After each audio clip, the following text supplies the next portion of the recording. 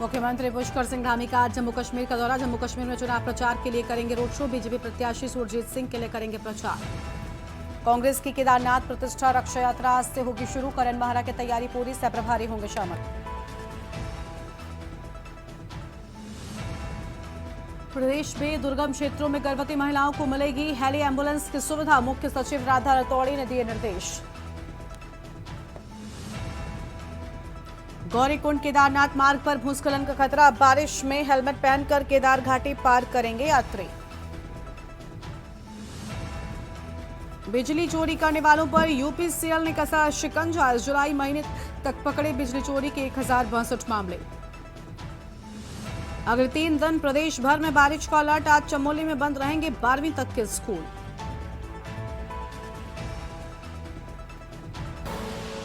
आप देख रहे हैं के न्यूज, खबरों का सारथी। नमस्कार, आप देख रहे हैं के न्यूज इंडिया। मैं हूं आपके साथ गरिमा वाजपेयी। देहरादून से खबर है, जहां कांग्रेस के दूसरे चरण की आज से यात्रा शुरू हो रही है। केदारनाथ धाम प्रतिष्ठा रक्षा यात्रा आज से शुरू। कांग्रेस प्रदेश अध्यक्ष करण महरा के नेतृत्व में यात्रा की शुरुआत की बात सामने आई है। बड़ी खबर आपको बता दें, कांग्रेस सेवा दल कार्यकर्ताओं ने यात्रा की शुरुआत की। ध्वजारोहण के बाद सीतापुर से केदारनाथ के लिए यात्रा शुरू। केदारनाथ मंदिर से सोना चोरी जैसे मामलों को लेकर निकाली यात्रा। 31 जुलाई को केदार घाटी में आई आपदा से यात्रा पर रोक लग गई थी। बड़ी खबर आपको हम बता रहे हैं।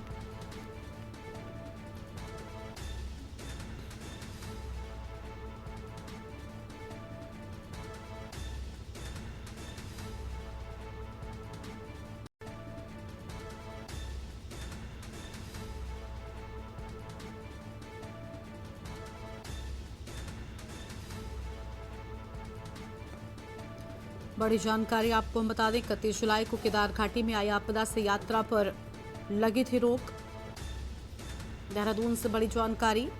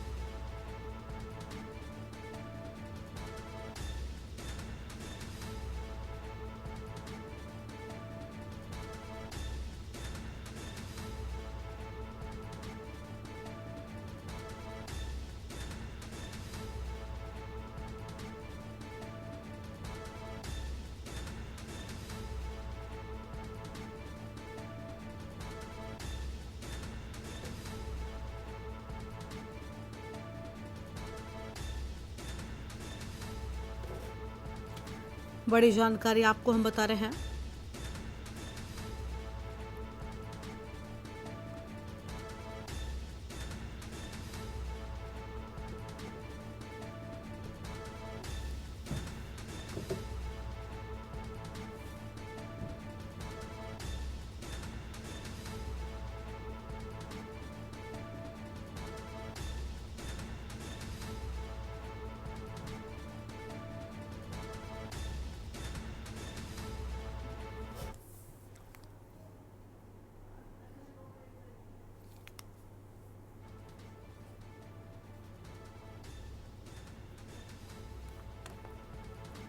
बड़ी जानकारी आपको हम बता रहे हैं।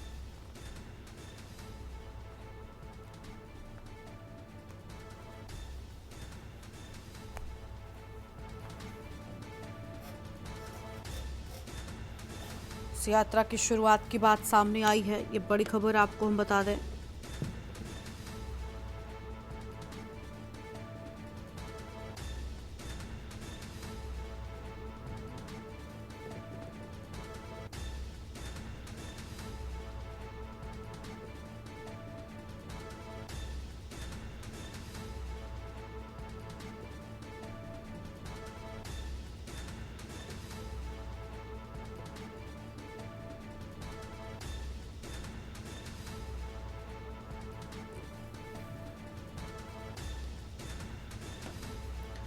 और हमारे साथ में अंकित काला फोन लाइन पर जुड़ चुके हैं हमारे संवाददाता। अंकित, दूसरे चरण की यात्रा की शुरुआत हो रही है, क्या हमें पूरी जानकारी कांग्रेस की इस यात्रा से जुड़ी? बिल्कुल गरिमा, देखिए उत्तराखंड में भारी बारिश चल रही है और उसके बावजूद भी कांग्रेस की ये यात्रा आज से शुरू हो गई है। कांग्रेस का ये कहना है कि जब से भाजपा की सरकार आई है वो लगातार सनातन धर्म को बदनाम करने की साजिश कर रही है। इसके अलावा मुख्यमंत्री पुष्कर सिंह धामी की ओर से केदारनाथ से शिला ले जाकर के दिल्ली में उसको स्थापित किया गया और दिल्ली में जो केदारनाथ धाम का जो मंदिर है उसका शिलान्यास मुख्यमंत्री के द्वारा किया गया है। तो इन सारे मुद्दों को लेकर के और इसके साथ ही जो केदारनाथ से सोना चोरी होने का मामला है और तमाम जो अन्य बिंदु हैं, इन सब मांगों को लेकर के कांग्रेस पार्टी की ओर से ये केदारनाथ प्रतिष्ठा रक्षा यात्रा का आयोजन किया जा रहा है। आज पार्टी के प्रदेश अध्यक्ष करण मारा के नेतृत्व ये यात्रा फिर से प्रारंभ हो गई है। इससे पहले 31 जुलाई को इस यात्रा को भारी बारिश के चलते रोक दिया गया था, लेकिन पुनः भारी बारिश के ही बीच कांग्रेस पार्टी ने इसके दूसरे चरण की भी आज शुरुआत कर दी है और कल इस यात्रा का समापन होने जा रहा है। बिल्कुल, बहुत शुक्रिया अंकित आपका हमारे साथ जोड़ने के लिए और अहम जानकारी के लिए। तो ये बड़ी खबर आपको हम बता रहे हैं। केदारनाथ धाम प्रतिष्ठा रक्षा यात्रा को लेकर बड़ी जानकारी। कांग्रेस प्रदेश अध्यक्ष करण माहरा के नेतृत्व में यात्रा की बात सामने आई है। बड़ी खबर आपको हम बता रहे हैं और आगे बढ़ते हैं खबरों की ओर। रुद्रप्रयाग से खबर, जहां बस और टेम्पो के आमने सामने की टक्कर, हादसे में 6 यात्री घायल हो गए। कार सवार दंपत्ति की मौत। बद्रीनाथ राष्ट्रीय राजमार्ग पर हुई भिड़ंत। बड़ी जानकारी आपको हम बता दें, राष्ट्रीय राजमार्ग पर भिड़ंत की बात सामने आई है। अहम खबर आपको हम बता रहे हैं।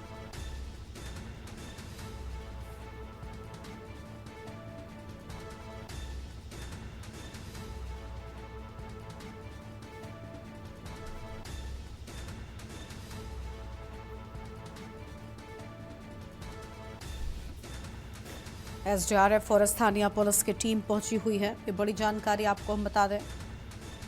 हादसे में घायलों का रेस्क्यू लगातार जारी है। फिलहाल ये बड़ी खबर आपको हम बता दें।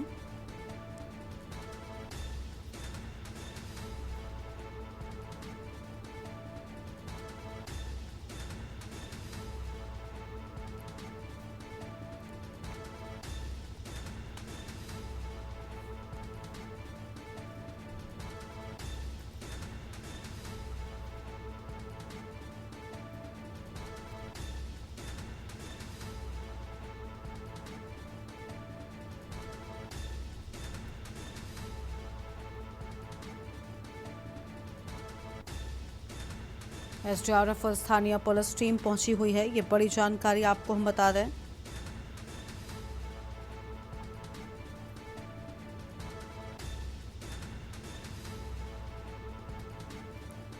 बद्रीनाथ हाईवे को लेकर अहम खबर।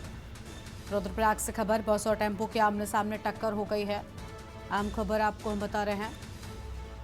6 यात्री घायल, कार सवार दंपत्ति की मौत। बद्रीनाथ राष्ट्रीय राजमार्ग पर हुई भिड़ंत। घायलों को इलाज के लिए अस्पताल में भर्ती कराया गया है। एसडीआरएफ और स्थानीय पुलिस टीम पहुंची। हादसे में घायलों का रेस्क्यू जारी। बद्रीनाथ हाईवे पर जोड़कुला पेट्रोल पंप के पास की ये पूरी घटना है। आम जानकारी आपको हम बता रहे हैं।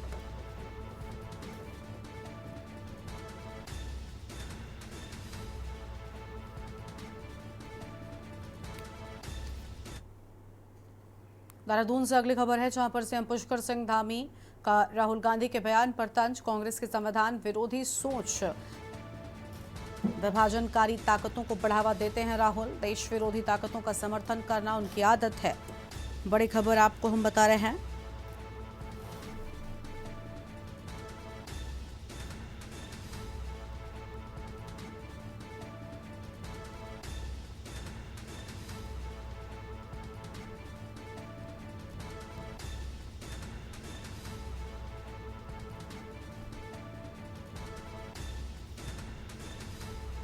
अहम जानकारी आपको हम बता दें,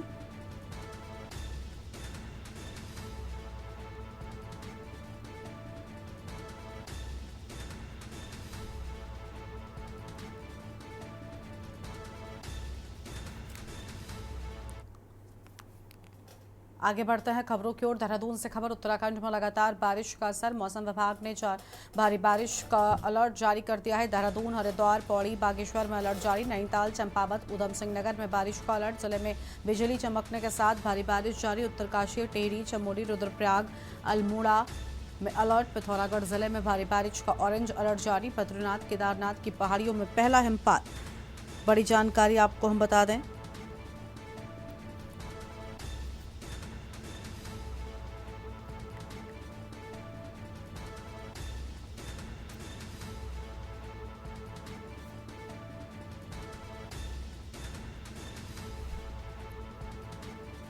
फिलहाल ये बड़ी खबर आपको हम बता रहे हैं।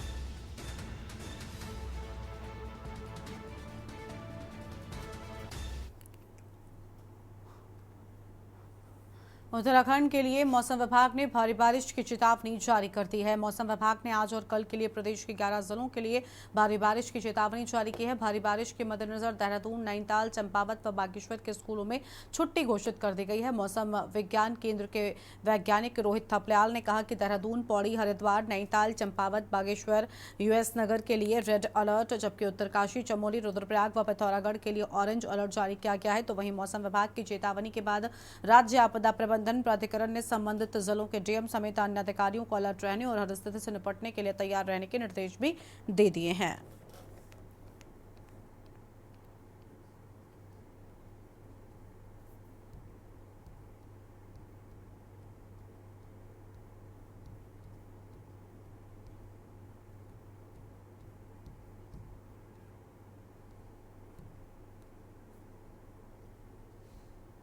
जो है वर्षा में वृद्धि की संभावना है। तो 12, 13, 14 तक देखेंगे कि जो है उत्तराखंड में ज़्यादातर स्थानों पे हल्की से मध्यम वर्षा मिलती रहेगी। 12 तारीख को जो चेतावनी की बात करेंगे, 12 और 13 तारीख को वर्षा में वृद्धि है। तो 12 तारीख को जो उत्तराखंड के प्लेन्स हैं और उससे लगे हुए जनपद हैं, जैसे कि नैनीताल, चंपावत, उधम सिंह नगर है खास करके, या बागेश्वर जनपद है, और ऐसे ही गढ़वाल में जो पौड़ी, देहरादून, हरिद्वार जनपद है, वहाँ जो कुछ स्थानों पे भारी से लेके बहुत भारी वर्षा की संभावना है, और कहीं कहीं वहाँ पे जो है अत्यंत भारी वर्षा भी मिल सकती है।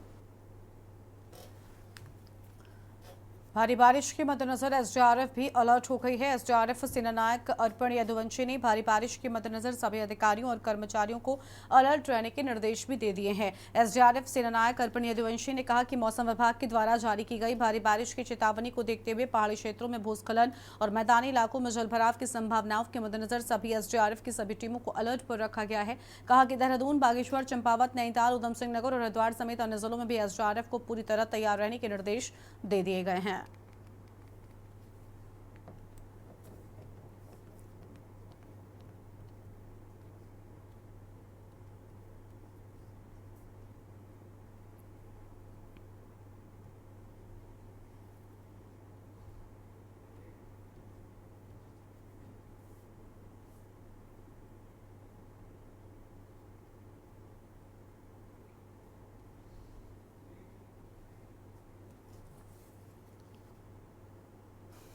और यहाँ पर रुकते हैं एक ब्रेक के लिए। आप देख रहे हैं के न्यूज, खबरों का सारथी। केसरिया से मन जोगी हुआ रे, दिल झूमे देखो मतवारा हुआ रे। केसरिया से मन पल मनाओ केसरी त्योहार। विमल, बोलो जुबान केसरी।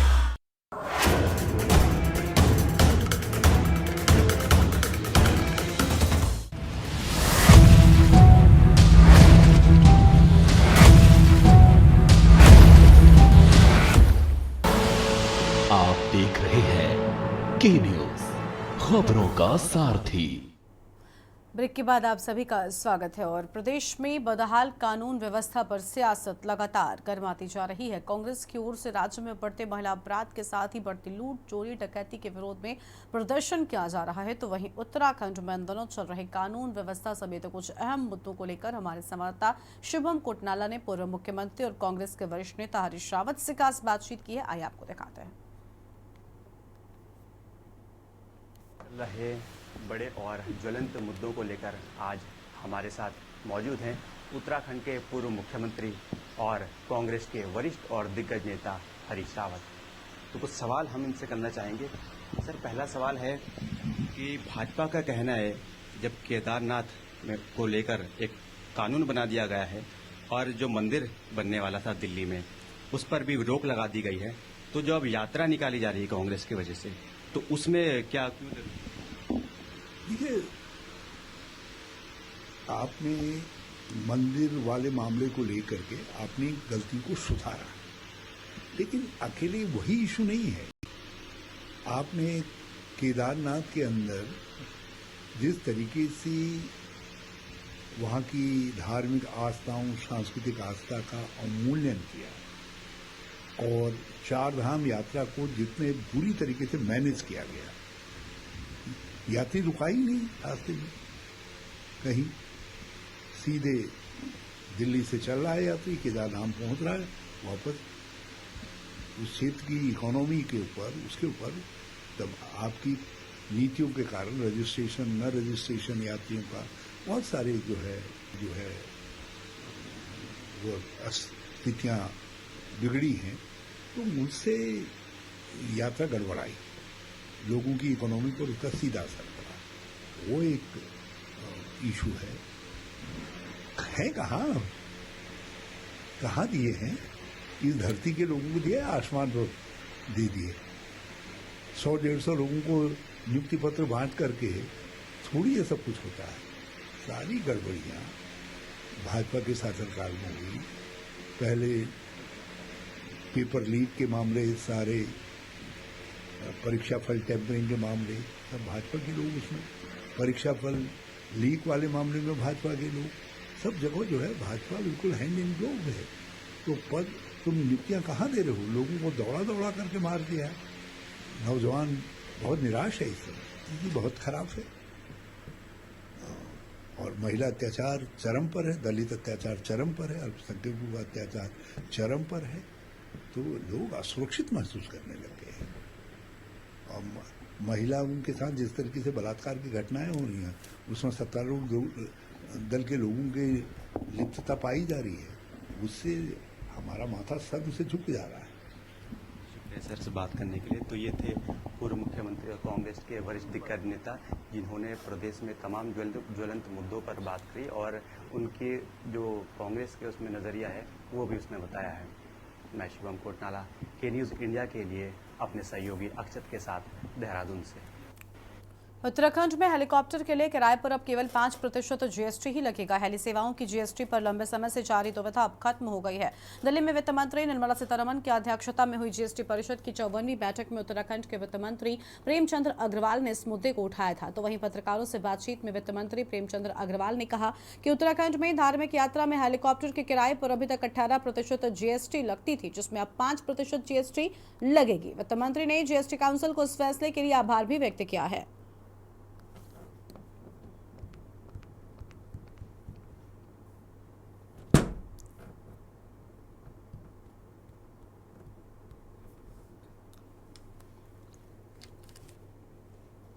निर्णय हुआ, मैं आपको बता रहा हूँ कि उत्तराखंड के परिप्रेक्ष्य में यदि बात करें, जो हमारे यहाँ धार्मिक यात्राएं जिस पे हम लोग हेलीकॉप्टर से यात्रा करते हैं, उसमें अभी तक 18% उनको जीएसटी देना पड़ता है, जिसे 5% किया गया। हमारे आग्रह को जीएसटी काउंसिल ने स्वीकार किया, मैं धन्यवाद दे रहा हूँ। और आने वाले श्रद्धालुओं को इससे राहत मिलेगी। जहाँ कैंसर की बीमारी जिस प्रकार से बढ़ रही है, महंगी दवाइयाँ मिलती है, उस पर 12% GST अभी तक दे रहे थे जो हमारे पीड़ित हैं या जो हमारे रोगी लोग हैं। अब उस पर 5% उस पर GST देने का प्रावधान GST काउंसिल ने निर्णय लिया है। देहरादून के घंटाघर के तार और पैनल चोरी होने के मामले में पुलिस जांच में बड़ा खुलासा हुआ है। दरअसल पुलिस की जांच में ये पता चला कि घंटाघर से कोई भी सामान चोरी नहीं हुआ, जिसके बाद इस मामले में लाइन हाजिर किए गए चौकी इंचार्ज की भी चौकी में वापसी हो गई है। एसएसपी अजय सिंह ने कहा कि मौके पर कोई चोरी की वारदात नहीं हुई, बल्कि पावर सप्लाई से जुड़े तार काटे गए। बताया जाता है कि इस घटना में मुकदमा दर्ज किया गया है। घंटाघर की घड़ी और फव्वारे कई दिन से बंद थे, जिसके बाद ये मामला पूरे शहर में चर्चा का विषय बना हुआ था।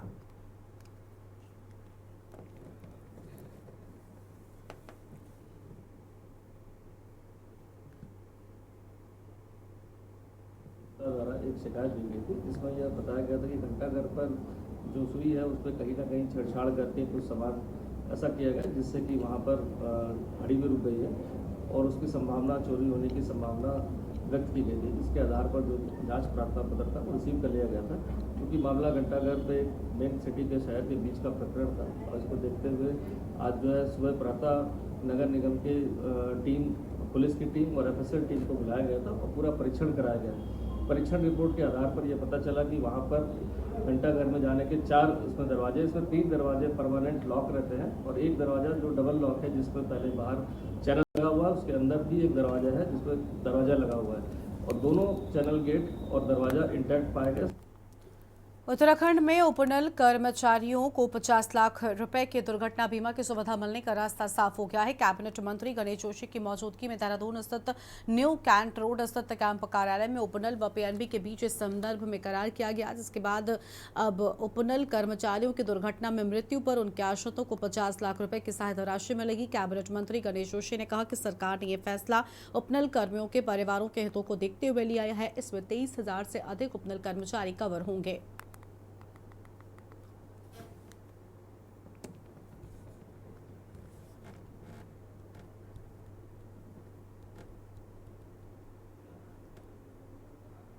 कि शायद कोई दुर्घटना हो जाए।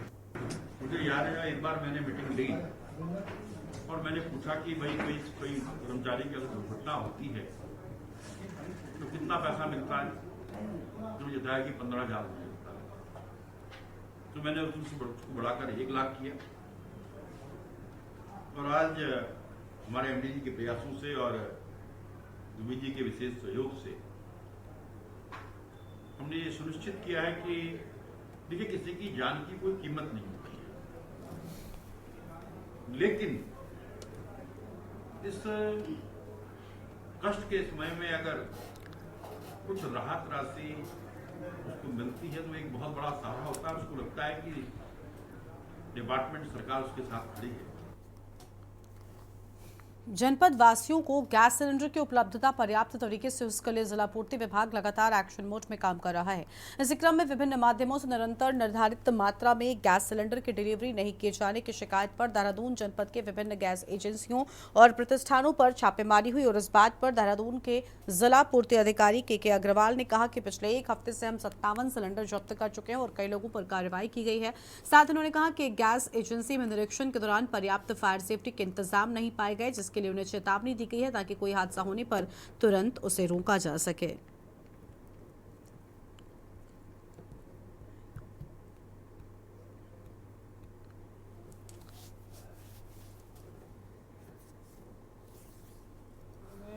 गैस की पर्याप्त आपूर्ति बनाए रखी जाए और कंज्यूमर्स को उचित मात्रा में गैस मिले और जो गैस रिफिलिंग की उन पर कार्रवाई, ये 3 पॉइंट हमारे सूत्र हैं, इन पर हम काम कर रहे हैं। हम ये हॉकर्स को चेक कर रहे हैं कि वो गैस की सप्लाई 14 किलो 200 ग्राम की उसमें करें। साथ ही जो घरेलू गैस का उपयोग जो व्यावसायिक कमर्शियल एक्टिविटीज़ वाले कर रहे हैं, होटल रेस्टोरेंट वाले कर रहे हैं, उन पे अंकुश लगाना और साथ में जो है अगर कोई रिफिलिंग का धंधा कर रहे हैं तो वो एक ख़तरनाक काम है, तो उसको भी रोकना। इन तीनों पे हमारी कार्रवाई चल रही है। 1 हफ्ते से हम इस कार्रवाई को कर रहे हैं और अभी तक 57 सिलेंडर हम जो है जब्त कर चुके हैं, 57 सिलेंडर हम जब्त कर चुके हैं। और कई लोगों पर कार्रवाई की जा चुकी है। उत्तराखंड सचिवालय संघ ने मुख्य सचिव राधा दत्तुड़ी से गैरसैंण में विधानसभा और सचिवालय के लिए आवश्यक अनुरूप अतिरिक्त अनुभागों के सृजन की मांग की है। संघ ने सचिवालय में पारदर्शी तबादला नीति न बनाए जाने पर भी नाराजगी व्यक्त की है। सचिवालय में मुख्य सचिव को ज्ञापन सौंपते हुए अध्यक्ष सुनील लखेड़ा ने कहा कि गैरसैंण में अतिरिक्त अनुभागों की जरूरत है, इस पर जल्द फैसला लिया जाए।